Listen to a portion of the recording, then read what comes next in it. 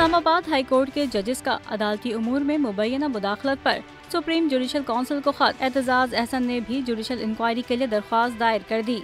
Senior कानूनदान और वकील एतजाज अहसन की जानिब से दायर दरख्वास्त में इस्तदा की गई है कि सुप्रीम कोर्ट के 3 हाजिर सर्विस जजेस पर मुश्तमिल कमीशन तश्कील दिया जाए और कमीशन अदालती उमूर में मुदाखलत करने वालों की तहकीकात करे। अदालत करार दे के साबिक जज शौकत अजीज सिद्दीकी और हाई कोर्ट के जजेस का खत वाज़ेह सबूत है कि इदारों की जानिब से अदालती उमूर में मुदाखलत हुई। एतजाज अहसन की जानिब से दायर दरख्वास्त में मौक़िफ़ इख्तियार किया गया है कि बुनियादी हुकूक का मामला होने के नाते दरख्वास्त फौरी समाअत के लिए मुकर्रर होनी चाहिए। याद रहे कि इस्लामाबाद हाई कोर्ट के जजेस के खत पर सुप्रीम कोर्ट की जानिब से भी अज़खुद नोटिस लेकर 7 रुकनी बेंच बनाया गया है जो बुध को मामले पर समाअत करेगा।